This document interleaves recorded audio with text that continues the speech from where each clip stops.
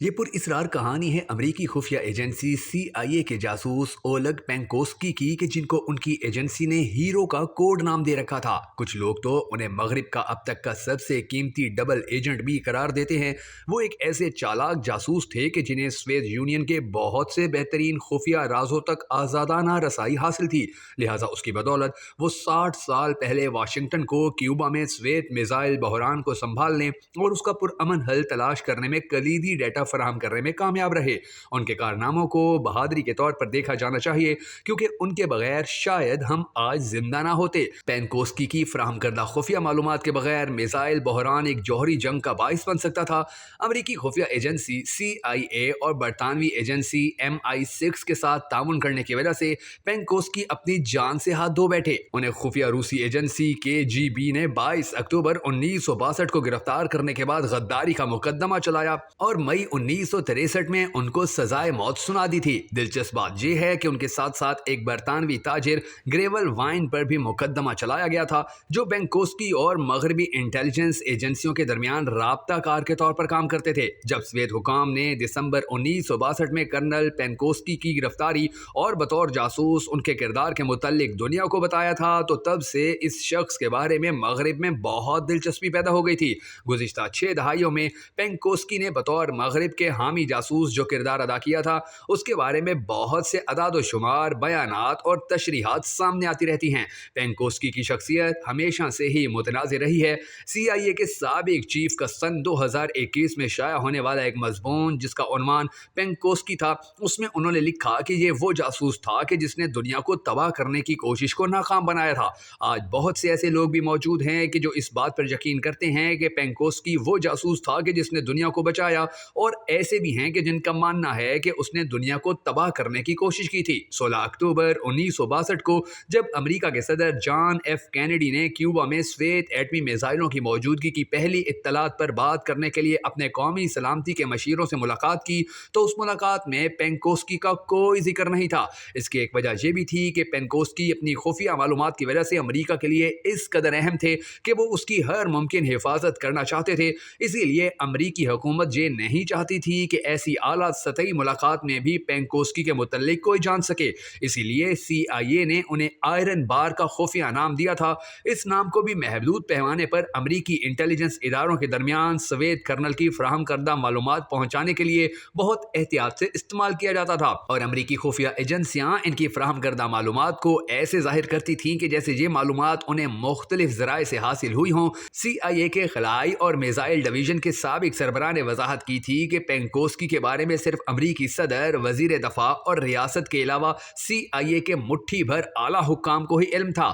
سن 1999 میں دیے گئے ایک انٹرویو میں گریبیل نے وضاحت کی کہ CIA نے سوویت SS-4 میزائلوں کے آپریٹنگ مینولز پینکوسکی کی بدولت حاصل کیے تھے، جو کہ ایک ایسی چیز تھی کہ جو اس میزائل بحران کو روکنے میں بہت اہم ثابت ہوئی تھی۔ ان کا کہنا تھا کہ ان میزائلوں کی خصوصیات جاننا اتنا اہم نہیں تھا جتنا یہ جاننا کہ ان کو داغے جانے میں کتنا وقت لگ سکتا تھا، اور اس سوال کا جواب دینے کے لیے آپ کو یہ علم ہونا چاہیے کہ یہ میزائل زمین پر فوج کے ساتھ کیسے کام کرتے ہیں، اور یہ معلومات ہمیں پینکوسکی نے فراہم کی تھی۔ پینکوسکی نے کھلے عام اور اکثر اس حقیقت کے بارے میں بات کی تھی کہ سوویت یونین کے وزیر اعظم نکیتا سوویت میزائلوں کی تیاری کے بارے میں جھوٹ بول رہے تھے، اور یہ کہ ان کے پاس بنیادی طور پر اس سے کم میزائل تھے کہ جن کا انہوں نے دعویٰ کیا تھا۔ روسی جاسوس کی جانب سے فراہم کردہ میزائلوں کے مینول تصاویر اور دیگر دستاویزات کے علاوہ اس نے اعلیٰ امریکی حکام کو یہ باور کروایا تھا کہ ان کی دفاعی طاقت سوویت یونین سے زیادہ ہے، لہٰذا اس سے امریکی صدر کینیڈی کو یہ علم ہو گیا کہ ان کے پاس سوویت یونین سے مذاکرات کرنے کا وقت اور طاقت دونوں موجود ہیں۔ بہت سے لوگ پینکوسکی کو مغرب کے لیے ایک بہترین جاسوس کے طور پر دیکھتے ہیں۔ پینکوسکی کو بہت قیمتی اور اہم ترین معلومات تک رسائی حاصل تھی۔ وہ دراصل رضاکارانہ طور پر مغرب کے ساتھ تعاون کرنا چاہتے تھے کیونکہ وہ سوویت یونین حکومت سے بہت ناراض تھے۔ پینکوسکی کی شخصیت میں بہت سی خامیاں تھیں۔ انہوں نے اپنے کام کو بہت بہادری کے طور پر پیش کیا تھا، اگرچہ وہ مغرب کے حامی تھے، لیکن حقیقت میں ان کا اصل مقصد سوویت یونین کے نظام اور وزیر اعظم خروشچیف سے انتقام لینا تھا، کیونکہ وہ اس بات پر شدید ناراض تھے کہ انہیں ترقی نہیں دی گئی تھی۔ انتقام کی اسی خواہش کی وجہ سے انہوں نے مغربی انٹیلیجنس ایجنسیوں سے رابطہ کرنے کی کوشش کی۔ البتہ ابتدائی طور پر یہ کوششیں ناکام رہیں کیونکہ ہر وہ شخص جس سے انہوں نے رابطہ کیا اس نے یہ سوچ کر ان کی پیشکش کو کو مسترد کر دیا کہ یہ سویت خفیہ ایجنسی کی کوئی چال ہے یا ان کی طرف سے کوئی جال بچھایا جا رہا ہے۔ خوش قسمتی سے دونوں خفیہ ایجنسیوں نے اس خفیہ اشارے کو مشکوک طور پر لیا اور شاید ایک ممکنہ ہولناک رد عمل سے محفوظ رکھا۔ تاہم امریکی اور برطانوی افواج سوویت یونین کی جانب سے ممکنہ میزائل حملے کے لیے تیار رہے تھے۔ پینکوسکی کی جانب سے دیے گئے خفیہ اشارے اور تنبیہ پر امریکی اور برطانوی خفیہ ایجنسیوں کے محتاط رد عمل کی وضاحت اس بات سے کی جا سکتی ہے کہ دونوں ایجنسیوں نے یہ محسوس کیا تھا کہ اس عرصے کے حالیہ مہینوں میں پینکوسکی کی جانب سے دی جانے والی خفیہ معلومات کی اہمیت اور معیار اب ویسا نہیں رہا تھا جیسا کہ ابتدا میں تھا، لہٰذا اس بات کی شکوک و شبہات پیدا ہو گئے تھے کہ سوویت یونین کی خفیہ ایجنسی کو اس کے بارے میں علم ہو گیا ہے اور وہ اسے امریکہ اور برطانیہ کو غلط معلومات فراہم کرنے کے لیے استعمال کر رہی ہے۔ برطانوی خفیہ ایجنسی کے سربراہ نے اسی نظریے کے تحت پینکوسکی کے ایٹمی حملے سے متعلق فراہم کردہ خفیہ اشارے کو غلط تنبیہ قرار دیتے ہوئے اس سے متعلق لندن کو آگاہ نہیں کیا تھا، جبکہ CIA کے ماسکو میں نائب سربراہ نے یہ پیغام CIA میں اپنے افسران تک پہنچایا تھا، جنہوں نے یہ فیصلہ کیا کہ ماسکو میں اپنا ایک اور جاسوس بھیجا جائے تاکہ یہ معلومات حاصل کی جا سکیں کہ کہیں پینکوسکی نے یہ اطلاع غلطی سے تو نہیں دے دی۔